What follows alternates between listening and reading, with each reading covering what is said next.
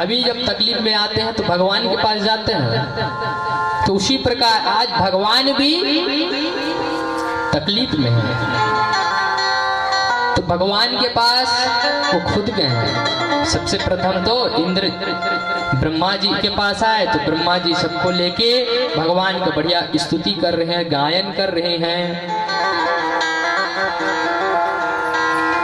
और फिर भगवान कहते हैं, देवताओं तुम्हारा जो श्री वैभव समुद्र में समा गया है, समुद्र में समा गया है।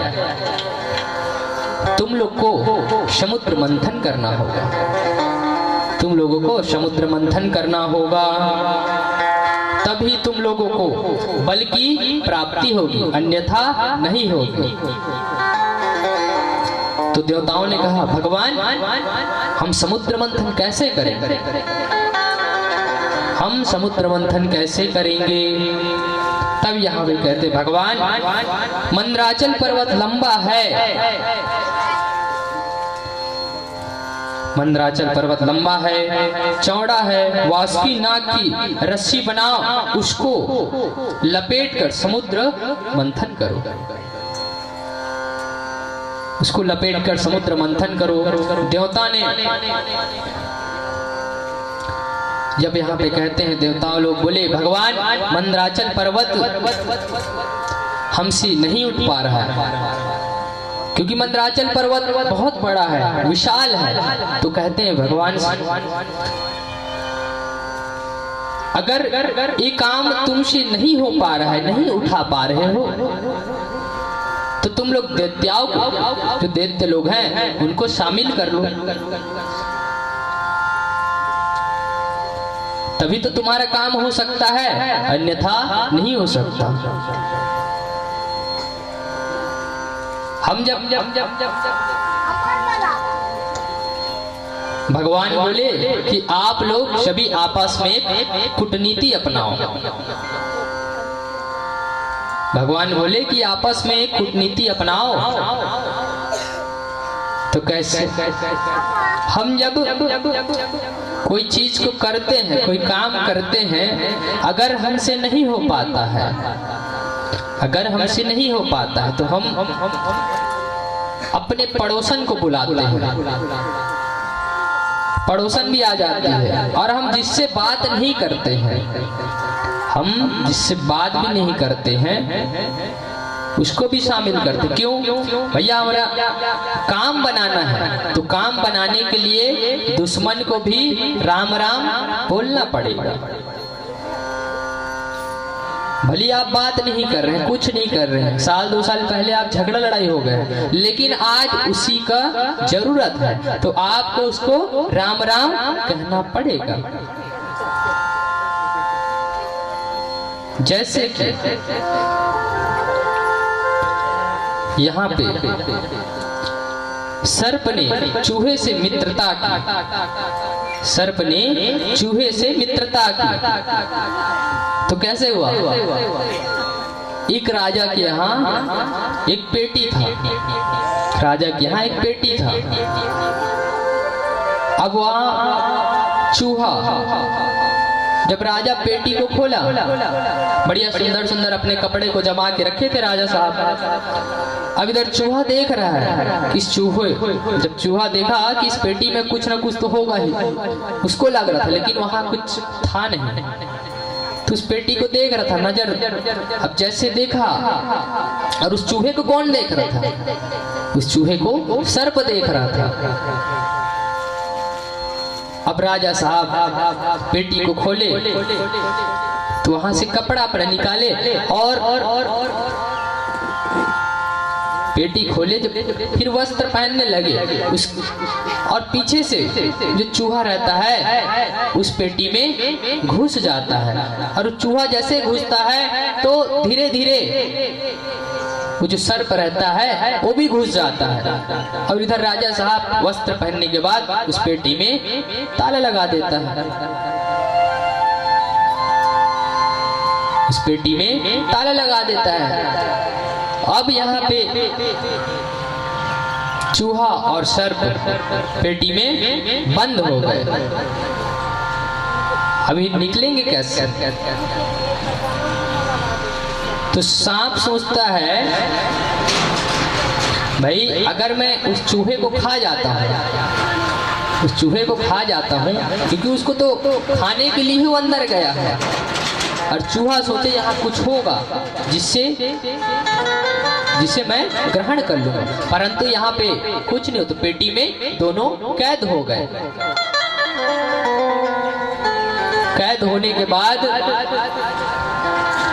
अब सर्प का दिमाग आया, अब कहने लगा, क्योंकि निकलना है ना वहां से, तो कहते हैं, चूहा को कहते हैं, और मामा क्या हाल चाल है? मामा बना लिए उसको। अब चूहा महाराज जो है कोने में चिपके हुए हैं पेटी के, कह रहे हैं मन में, मैं इसका कब से मामा हो गया? तो सर्प है भैया, खोज खोज के हम लोग को ढूंढ ढूंढ के खा लेते हैं, तो कब से मैं मामा हो गया? तो कहते मामा आप घबराते क्यों हो?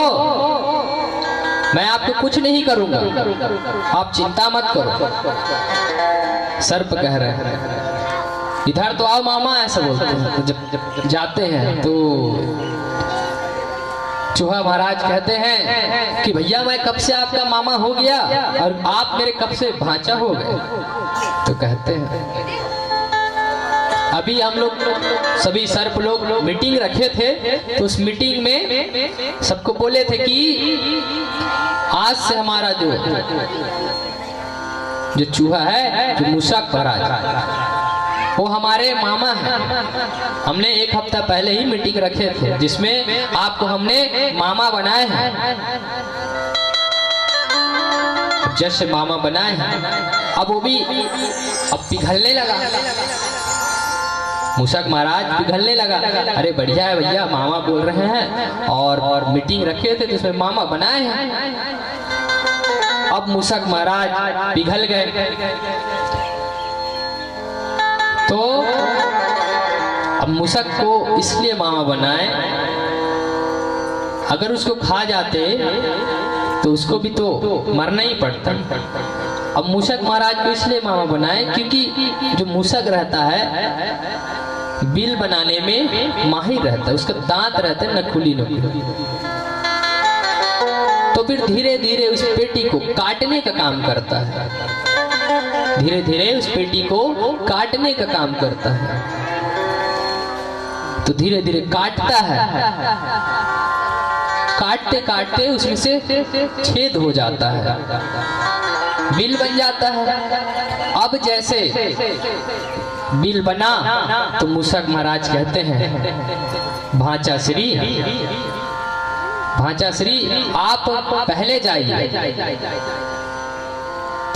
तो जैसे सर्प महाराज बाहर निकलते हैं, बाहर निकलते हैं, अब बाहर में बैठते हैं, बाहर तो निकल गए हैं, अब बढ़िया बैठे हैं और नीचे में बैठ के बोलते हैं मूषक महाराज को, मामा आइए आपका स्वागत है। और जैसे आते हैं, जैसे बाहर आते हैं, सर्प महाराज के मुंह में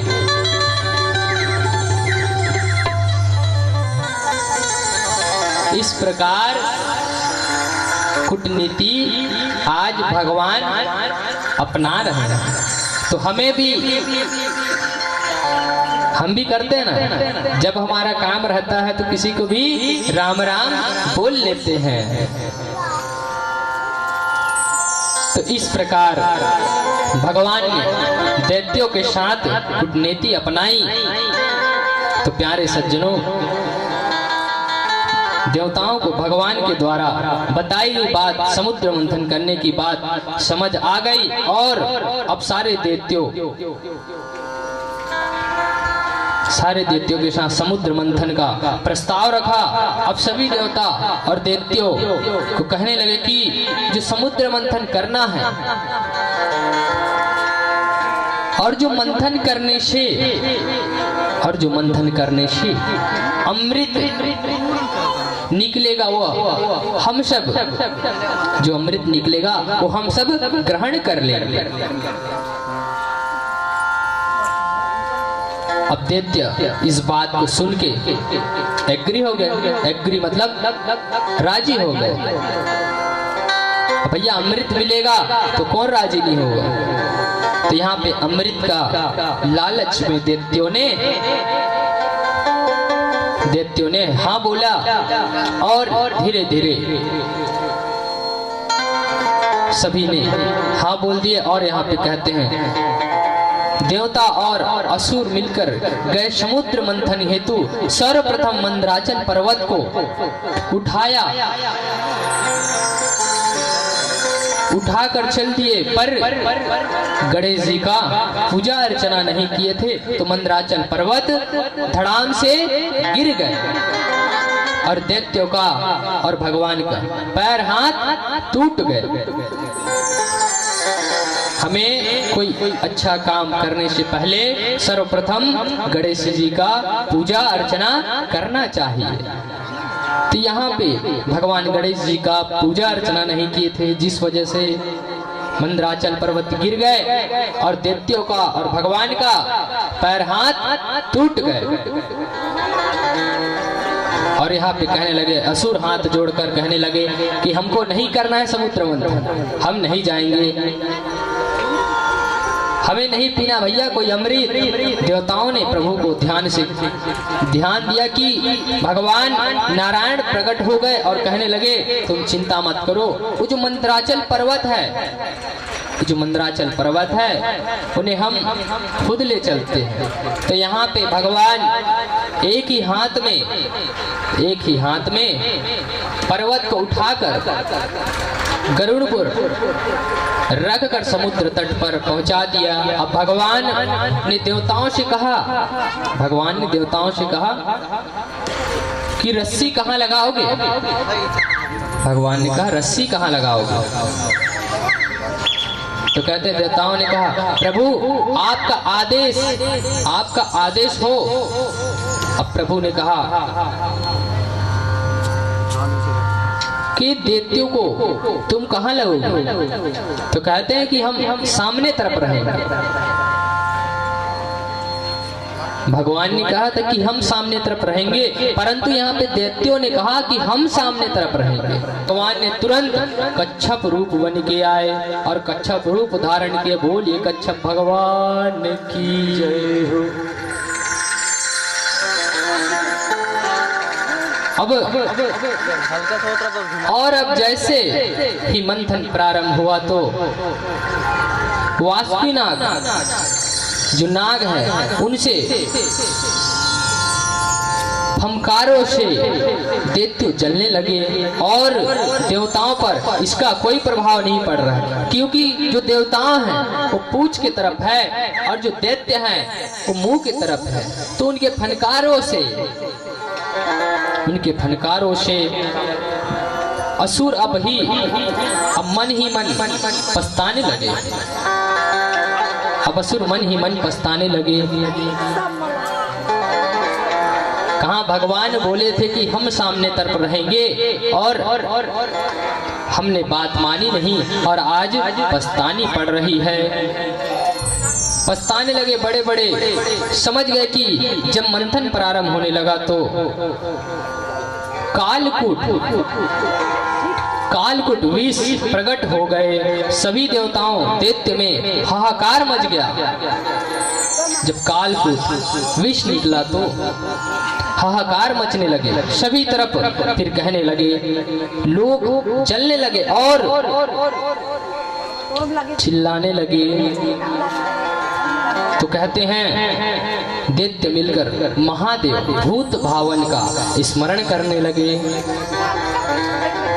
भूत भावन भगवान शंकर का स्मरण करने लगे। भूत भावन शंकर का स्मरण करने लगे। तब यहाँ पे भूत भावन शंकर के पास जाकर कहने लगे, हे भूत भावन भोलेनाथ बचाओ बचाओ। हे भूत भावन भोलेनाथ बचाओ बचाओ, नहीं तो इस संपूर्ण प्राणियों के आत्मा अनेक जीवों दाता हम लोग आपकी शरण में आए हैं। आप हमें कृपा करके बचाओ। अगर आप हमारी मदद नहीं करोगे, अगर आप हमारी मदद नहीं करोगे तो हम जल के भस्म हो जाएंगे। उस कालकूट को हम सहन नहीं कर पाएंगे। कृपा करके आप हमारी मदद करें। अब यहाँ पे भोलेनाथ पूछते हैं, मैया से पूछते हैं, पार्वती मैया से कि क्या किया जाए। अब भाई घर में तो पति है तो पत्नी से पूछेंगे, तो पूछ रहे हैं क्या किया जाए। तो मैया कहती है कि संसार में भगवान भोलेनाथ बोले कि प्रभु जिससे समस्त जगत प्राणियों का कल्याण हो ऐसा कार्य करिए।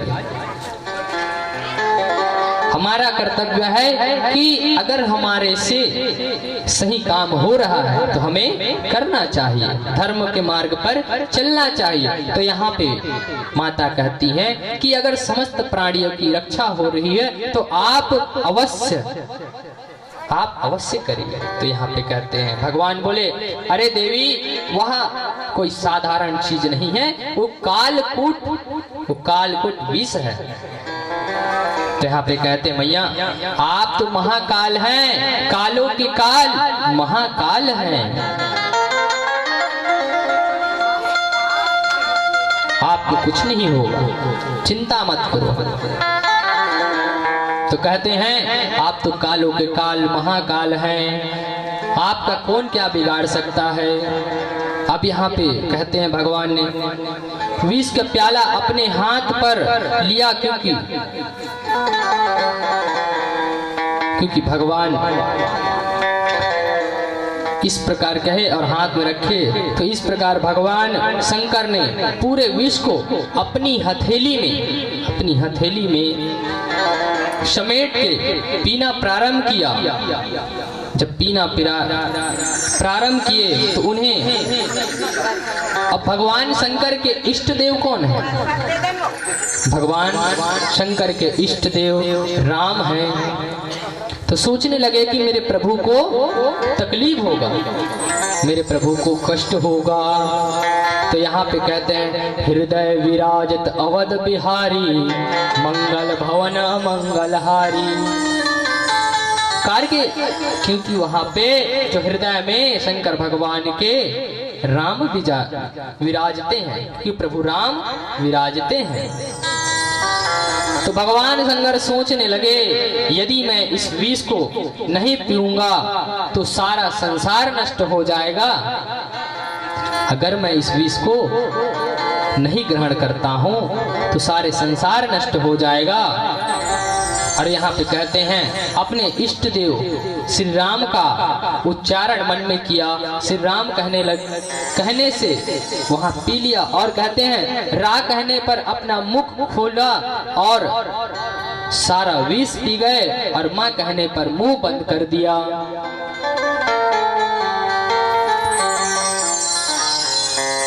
क्योंकि भगवान राम शंकर भगवान के इष्ट देव हैं। अब भगवान भूत भावन शंकर जी ने प्रभु के नाम से विष पिया, और देवता तो सब देखते रह गए, क्योंकि वो वहां पे सब देखते रह गए, मेरे प्रभु महादेव हो गए। और भगवान का कंठ जो रहता है नीला पड़ गया, इसलिए आज से उनका नाम नीलकंठ पड़ गया। और बोले नीलकंठ भगवान की हो। तो इस प्रकार भगवान ने उस कालकूट विष को ग्रहण किए, और वो जो कालकूट विष है आज भगवान के कंठ में आज भी है, और इसी वजह से भगवान का नीलकंठ नाम पड़ गया। और कहते हैं और आज भी कर्पूर गौरम करुणावतारम, भगवान कर्पूर के तरह गोरे हैं। और बढ़िया सुंदर नाम के प्रताप से ही भगवान ने शिव को अमृत नित्य बना दिया। इस प्रकार से भोलेनाथ ने विष को भक्षण किया और जब भगवान को उस विष का असर हुआ तो भगवान शंकर का, हमने पहले बताया कि भगवान जो शंकर हैं उनका कंठ नीला पड़ गया क्योंकि असर होने लगा, इसलिए कंठ नीला पड़ गया। फिर पुनः मंथन हुआ,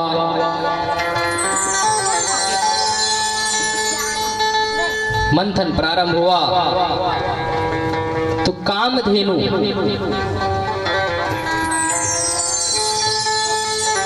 नाम के गाय निकले जो साधु संतों को दे दिया। फिर पुनः मंथन हुआ तो चंद्रमा जी निकले जो शंकर भगवान जी अपने मस्तक पर विराजते हैं। अतः फिर पुनः मंथन हुआ, उच्च सर्व घोड़ा जो बलि को दे दिए, ऐरावत हाथी जो कि भगवान इंद्र को दे दिए। और फिर पुनः मंथन हुआ, कौस्तुभ मणि निकले, भगवान नारायण अपने कंठ में रख लिए। परिजात पक्षी, परिजात वृक्ष जो है वो स्वर्ग में चले गए और अप्सराएं निकली तो स्वर्ग में चली गई। लक्ष्मी जी अब यहाँ पे पुनः मंथन हुआ तो लक्ष्मी जी निकली तो लक्ष्मी जी इधर उधर देखे और लक्ष्मी जी निकले तो अपने हाथों में हार लेकर निकले थे। पुनः मंथन हुआ तो लक्ष्मी जी निकले तो हार लेकर निकले। अब यहाँ पे सभी खड़े हैं, सभी देख रहे हैं, सब सोच रहे भगवान की किसके ऊपर माला डालेंगे, किसके ऊपर माला डालेंगे करके देख रहे। ऋषि मुनि संतगण सब बैठे हैं और देख रहे हैं कि माला किसके ऊपर डालेंगे। लक्ष्मी किनके हैं? लक्ष्मी नारायण के हैं। हम इस जगत के लोग क्या मांगते हैं? लक्ष्मी को मांगते हैं। तो आप सब लक्ष्मी का आराधना करते हैं, लक्ष्मी को पुकारते हैं, तो क्या लक्ष्मी आएगी? लक्ष्मी कितने दिन के लिए आएगी? आप लक्ष्मी जी को बुला रहे हो तो लक्ष्मी जी कितने दिन के लिए आएगी? लक्ष्मी ज्यादा से ज्यादा 2 दिन 3 दिन के लिए आएगी। जैसे कि एक बहू होती है, मैके जाती है 4 दिन के लिए, 5वें दिन वापस आना पड़ता है अपने स्वामी के पास। तो आप माता लक्ष्मी को अकेले पुकारते हैं तो क्या माता लक्ष्मी अकेले ही आएगी? घूमने के लिए 4 दिन आ जाएगी, लेकिन 5वें दिन अपने स्वामी के पास जाना अवश्य पड़ेगा। तो हमें लक्ष्मी के साथ नारायण को भी पुकारना चाहिए। अगर आपके पास दोनों आ जाएंगे तो आपके पास हमेशा रहेंगे। आपने तो दोनों को बुलाया है। लक्ष्मी के बिना नारायण अधूरे हैं और नारायण के बिना लक्ष्मी जी अधूरे हैं। तो यहाँ पे सभी खड़े हैं ऋषि मुनिगण की माला किसके ऊपर डालें? सब कह रहे हैं, सब सोच रहे हैं कि हमारे ऊपर डालेंगे, हमारे ऊपर डालेंगे। अब यहाँ पे कहते हैं सबसे पहले माता लक्ष्मी संतों के लाइन में गए और कहे देखने लगे। इधर दुर्वासा मुनि को देखा, तपस्वी हैं, लेकिन इनके मन में क्रोध है, इनके मन में क्रोध है, इसलिए प्रणाम करके आगे बढ़ गए। अब इधर आगे शंकर भगवान को देखा, दर्शन किया, तो कहते हैं मैया लक्ष्मी कहती है कि महात्मा जी तपस्वी हैं, लेकिन भेष भस्म लगाए हैं। अब जयमाला को लेकर नारायण के सामने पहुंची तो सोचने लगी, मेरे जो माला के अधिकारी हैं वो यही हैं, और वहां पे जानते हैं सबको गए सबके पास, परंतु यहाँ पे लक्ष्मी तो नारायण के ही हैं। तो वहां पे लक्ष्मी माता ने नारायण को हार पहना दिए और वहां पे बढ़िया सुंदर मंगल भगवान मंगलम विष्णु मंगलाय गरुड़ध्वज, इस प्रकार से माता लक्ष्मी ने फूलों के वर्षा किए माता लक्ष्मी के ऊपर और नारायण के ऊपर, क्योंकि देखते देखते वहां पे और सुंदर लक्ष्मी नारायण का भजन करने लगे। तो आइए हम भी स्मरण करते हैं विष्णु जी को और लक्ष्मी जी को, बढ़िया सुंदर गायन करते हैं। बोलिए वृंदावन बिहारी लाल की, बोलिए लक्ष्मी नारायण भगवान की जय हो। ओ तेरी मंद मंद मुस्कनिया पे, तेरे नैन अजब मतवारे मटके काले काले,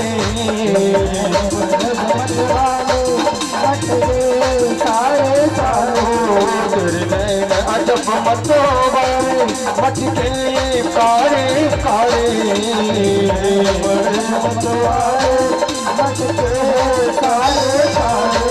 तेरी तिरछी चितवनिया पे, तेरी तिरछी चितवनिया पे, मैं बलिहार सांवरे, मैं बलिहार सांवरे, बलिहार सांवरे, बलिहार सांवरे।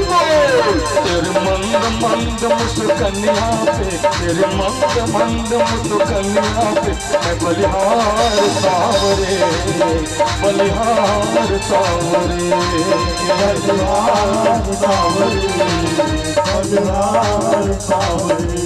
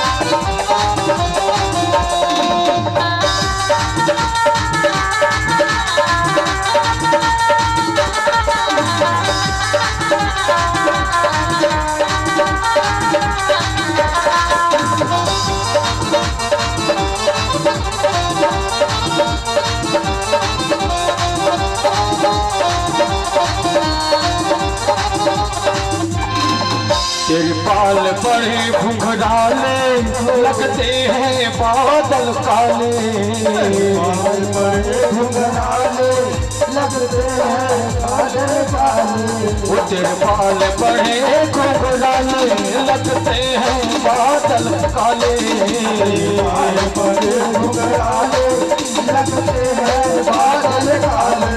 तेरी मोर मुकुट लटकनिया पे, तेरी मोर मुकुट लटकनिया पे, बलिहार सांवरे, बलिहार सांवरे, बलिहार सांवरे, बलिहार सांवरे। तेरे मंद मंद मुस्कनिया पे, तेरे मंद मंद मुस्कनिया पे, बलिहार सांवरे, बलिहार सांवरे, बलिहार सांवरे, बलिहार सांवरे।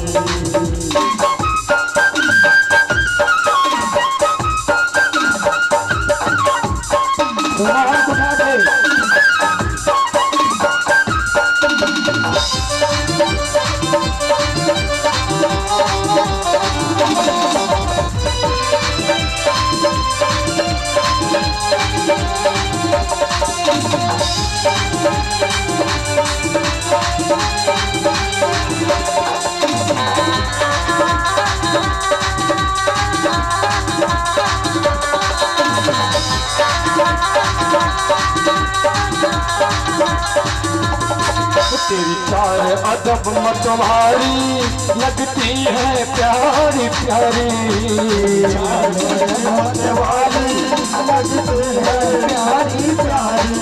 तेरी चाल अजब मतवारी लगती है प्यारी प्यारी,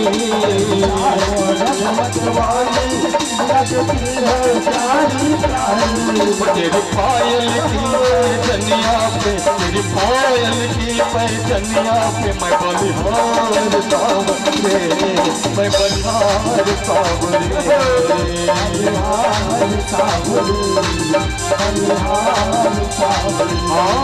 तेरे मंद मंद, तेरे मंद मंद, तेरे मंद मंद मुस्कनिया पे बलिहार सावरे, बलिहार सावरे, बलिहार सावरे,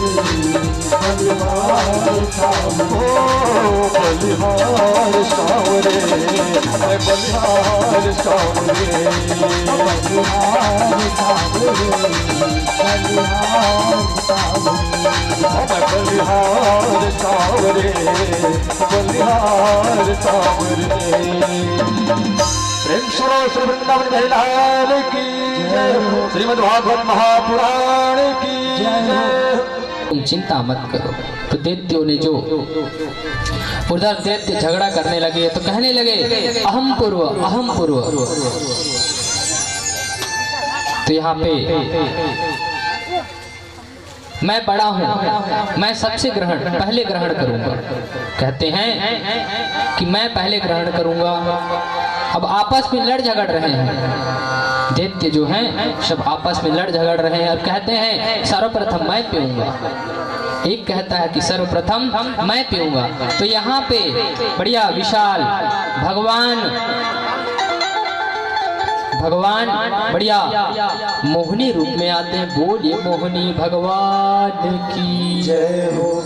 तो यहाँ पे मोहिनी रूप में 16 वर्ष की कन्या के रूप में जब भगवान आते हैं तो दैत्य सब देखने लग जाते हैं। इतने मनमोहक थे, इतने मनमोहक थे कि लोग जो दैत्य हैं देखने लगते हैं, क्योंकि भगवान इतने सुंदर रूप धारण करके आए हैं। सब दैत्य उन्हीं को देखने लग गए, सब दैत्य इनको देखने लग गए। इतने मनमोहक है, कहाँ से आई है, कि अप्सरा आई है, कि कौन है, क्या है। एक दैत्य पूछता है कौन हो। तो मोहिनी भगवान कहते हैं तुम्हें क्या मतलब। तो नहीं देवी आप बताइए कौन है। तो कहते हैं दैत्य ने पूछा। तो दैत्य कहते हैं देवी हम सब कोई छोटे मोटे दैत्य नहीं हैं, कश्यप ऋषि के पुत्र हैं। आप हमें ऐसी समझ रहे हो। तो यहाँ पे मोहिनी भगवान ने कहा अच्छा, जो अमृत रखे हो इसी के बंटवारे की वजह से लड़ झगड़ रहे हो। तो यहाँ पे कहते हैं दैत्य ने कहा हमारे बीच कोई निर्णय नहीं निकल पा रहा है, क्योंकि वो दैत्य जो है आपस में लड़ झगड़ रहे हैं। तब कहते हैं यहाँ पे मोहिनी भगवान कहते हैं दैत्य के सामने जब पहले थोड़ा सा त्याग दिखाया, अगर प्रेम करोगे तो कुछ फायदा नहीं होगा। तो भगवान ने सोचा थोड़ा त्याग दिखाते हैं। अब जैसे त्याग दिखाए तो यहाँ पे कहते हैं कि राम राम राम, कश्यप ऋषि के पुत्र होके ऐसे कर रहे हो, वो कहाँ और तुम कहाँ, बोलने लगे। आप लोग मूर्खों जैसी बात करते हो, वो कहाँ महात्मा थे और आप ऐसे पुत्र, उनकी निंदा करने लगे। तो यहाँ पे कहते दैत्य हे देवी आप कृपा करके हमारे जो कष्ट है उसको दूर कर दो, ये जो निर्णय कर दो कृपा करके। तो यहाँ पे हमें किसी के ऊपर भरोसा नहीं है, हमें आपके ऊपर विश्वास है। कृपा करके आप हमारी मदद करें, आप हमारी मदद करें। तो यहाँ पे अब मोहिनी भगवान कहते हैं बिल्कुल अवश्य, मैं अवश्य करूंगा। तो सभी देवतियों को कहते हैं इसमें जो कलश है, जो कलश के ऊपर भाग का जो पतले पतले है, जो पानी की तरह जो दिख रहा है, उसे मैं भगवान को पिलवा देते हैं, जो देवता लोग हैं उनको पिला देते हैं, और जो नीचे के जो गाढ़ा गाढ़ा है वो आप लोग ग्रहण कर लेना।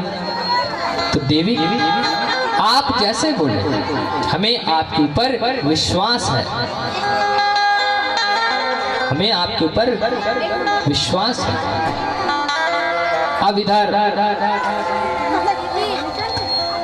भगवान मोहिनी भगवान सभी देवताओं को लेके वहां से चले जाते हैं और अमृत का पान करवाते हैं। अब अमृत का पान करवा रहे हैं तो एक कहता है, एक वहीं पे कहता है बुद्धिमान, वो कौन थी, वो कौन थी जिसको आपने विश्वास करके अमृत का कलश दिए? तो कहते हैं एक 16 वर्ष की कन्या है जिसको हमने बोला और हमने विश्वास किए। एक देवता कहता है वो थी नहीं, वो था, वो थी नहीं, वो था, वो आपको छलने आया था। अब इधर अब भगवान बढ़िया अमृत का पान करवा रहे हैं। अब उसी बीच में एक दैत्य बैठ गया जिसका नाम है स्वरभानु, इसका नाम है स्वरभानु। चंद्रमा और सूर्य के बीच में बैठा था।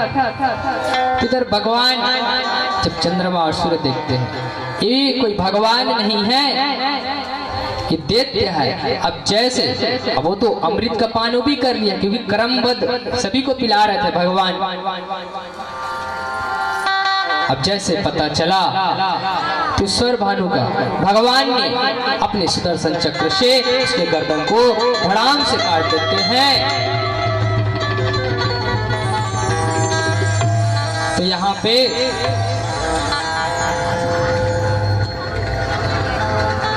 उस असुर का 2 भाग होता है।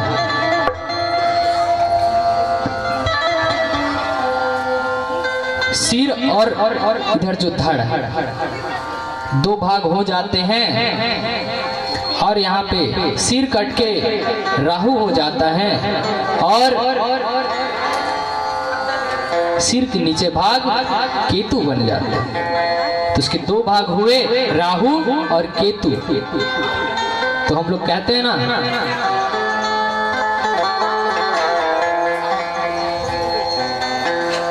जब ग्रह शांत करवाते हैं तो राहु और केतु का नाम आता है। तो वही है जो स्वरभानु जो 2 भाग में हुए, राहु और केतु। तो इस प्रकार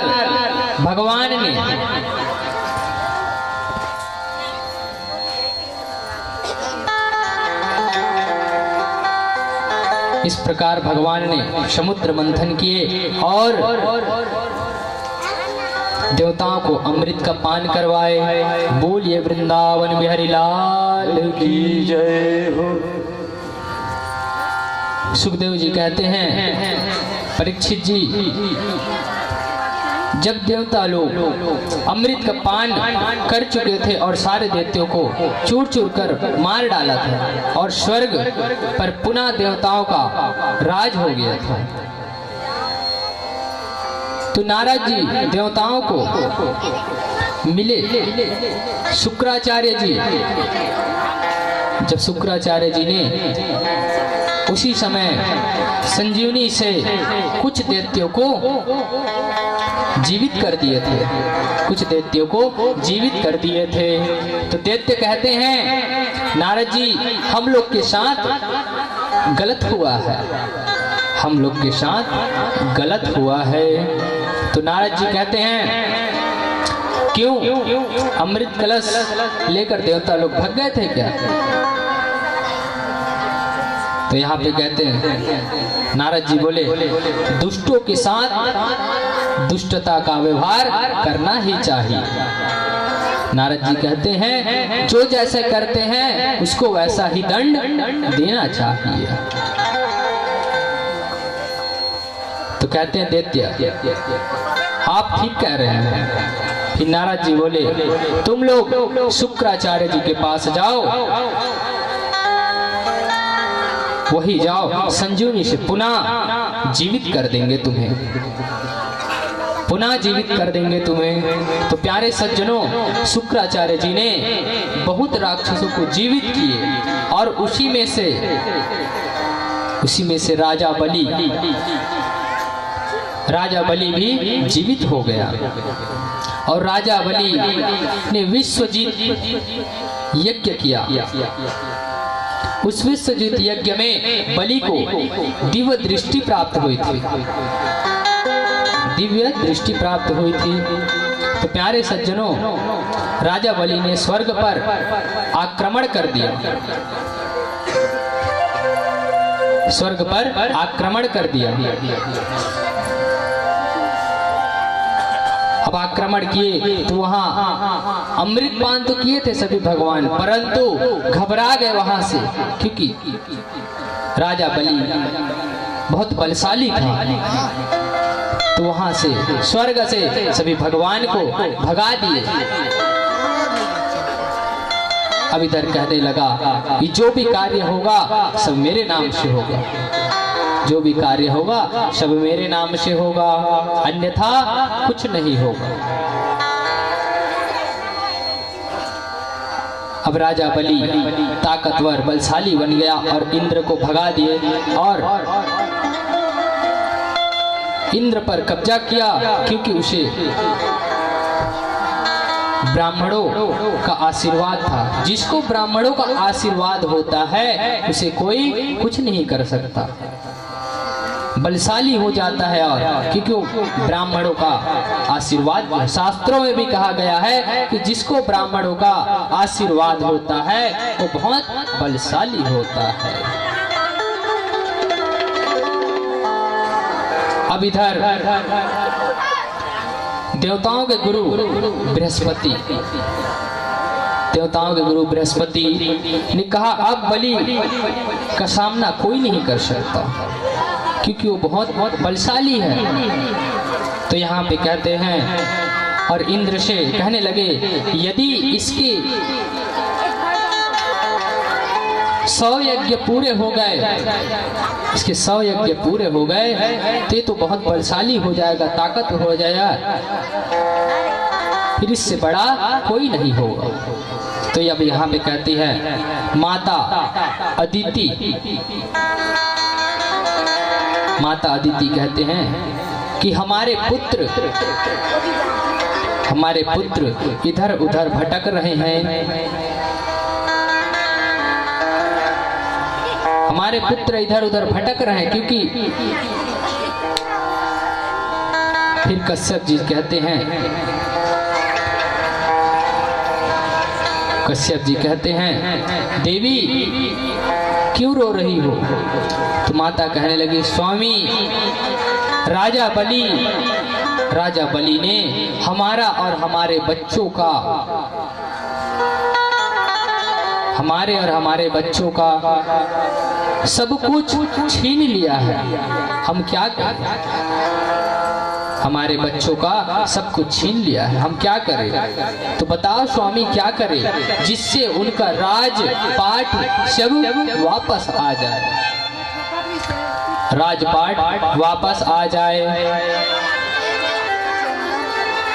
अदिति प्रार्थना करने लगी और कहते हैं माता अदिति के प्रार्थना पर कश्यप जी कहने लगे, देवी देखो भगवान की माया बहुत बड़ी है, भगवान की माया बहुत बड़ी है, प्रार्थना करोगे तो सब कुछ प्राप्त हो जाएगा। तो भगवान यहाँ प्रार्थना कर रहे हैं और कश्यप जी कहते हैं देवी भगवान का भजन करो। अदिति कहने लगे दुख दूर कैसे होगा, तो भगवान का भजन करो कहने लगे।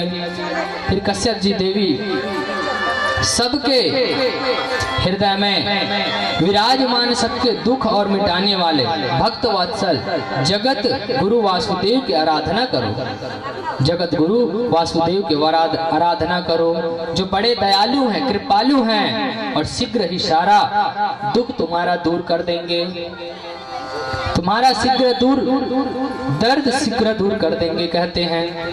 तो अदिति ने कहा भगवान की आराधना से कैसे होगा, तो कश्यप जी कहते हैं देवी मैं तुम्हें एक व्रत बताता हूँ जिससे सब दुख दूर हो जाएगा। तो कश्यप जी कहते हैं इस व्रत में थोड़ी कठिनाई होती है, परंतु जो दुख रहते हैं वो दूर हो जाते हैं। तो कहते हैं इस व्रत का पयोव्रत, ये व्रत को जो भी करते हैं उसका सब दुख दूर हो जाता है। तो यह व्रत फाल्गुन शुक्ल पक्ष प्रतिपदा से लेकर एकादशी तक किया जाता है, जिसमें भगवान विष्णु की पूजा किया जाता है। और प्यारे सज्जनों इसमें एक कठिन है नियम होता है जिसमें 12 दिन तक कुछ भी नहीं खाना पड़ता, निराहार रहना पड़ता है और 12 दिन तक दूध पान ही करना पड़ता है। इस व्रत से बड़ी सिद्धि मनोकामना पूर्ण होती है। इसमें कठिनाई जरूर है, परंतु इसमें जो दुख रहता है वो दूर हो जाता है। जिसके पुत्र नहीं होते हैं अगर इस व्रत को करते हैं उसके पुत्र भी हो जाते हैं इस पया व्रत से। तो माता अदिति बड़ी प्रसन्न हो गई, बड़ी प्रसन्न हो गई। कहते हैं कि आप हमारे दुख को दूर कर दिए, हमें बड़ी अच्छा लगा। माता अदिति प्रसन्न होकर और कहते हैं तब यहाँ नियम से किया और 12 दिन में भगवान प्रकट हुए, संग चक्र गदा बंध धारण किए हुए चतुर्भुज रूप में माता अदिति के सामने वामन भगवान प्रकट हो गए। 12 दिन में भगवान चतुर्भुज रूप में रूप में प्रकट हुए। और हमारे वामन भगवान कितने बड़े हैं, 52 अंगुर के, केवल 52 अंगुर वाले भगवान का प्रादुर्भाव हो गया। तो बोलिए वामन भगवान की जय हो। ऐसे सुंदर वर्ण वाले मानो जिनकी ऊंचाई मात्र 52 अंगुल है, 52 अंगुल है केवल। और हाथ में छत्र लिए और हाथ में कमंडल,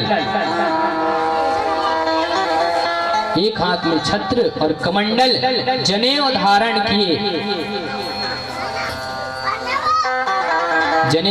किए भगवान, और सिर्फ अपनी माँ को ही प्रणाम कर रहे हैं और किसी को नहीं, केवल अपने माँ को ही प्रणाम कर रहे हैं और किसी को नहीं।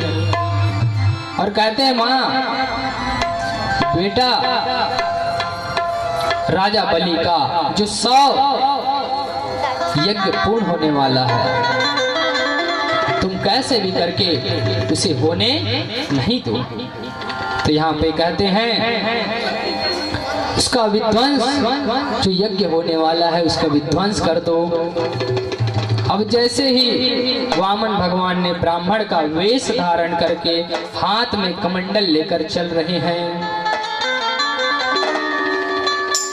इधर नर्मदा जी के तट पर राजा बलि का शव यज्ञ पूर्ण होने वाला रहता है। तो वहां पे एक संकल्प लिए रहते हैं राजा बलि कि मुंह मांगा दान दूंगा, मुंह मांगा इनाम दूंगा। तब यहाँ पे राजा बलि अपने सैनिकों को भेजते हैं, अपने सैनिकों को भेजते हैं और कहते हैं कि जाओ, कोई ब्राह्मण दिखे उसको लेकर आना। अब जैसे जाते हैं सैनिक, तो वामन भगवान मिलते हैं सैनिक को। तो जो सैनिक रहते हैं वामन भगवान को लेकर आते हैं। अब इधर वामन भगवान आए तो राजा बलि ने, आइए महाराज, स्वागत है, अभिनंदन है आपका, प्रणाम करते हैं। सुंदर, बढ़िया सुंदर प्रणाम कर रहे हैं और कहते हैं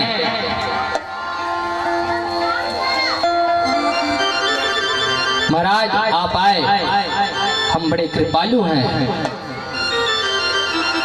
जो आप हमारे यहाँ आए, पधारे। तो वामन भगवान को पूछते हैं, महाराज मैं आपको क्या दूं, बोलिए आपको क्या चाहिए। तो वामन भगवान कहते हैं हमें कुछ नहीं चाहिए। तो नहीं महाराज, आपको तो लेना ही होगा, आपको लेना ही होगा। तो भगवान कहते हैं अगर आपको देना ही है, आपको देना ही है तो 3 पग मुझे भूमि दो। अब राजा बलि हंसने लगा, राजा बलि हंसने लगा, कहते हैं कि महाराज आप 3 पग भूमि में क्या करोगे, आप ना आपका घर बनेगा, ना आप उसमें रह भी सकते हो, क्या करोगे। तो कहते हैं भगवान अगर आपको देना है तो आप केवल मुझे 3 पग भूमि दो, मैं चाहे उसमें कुछ भी करूं।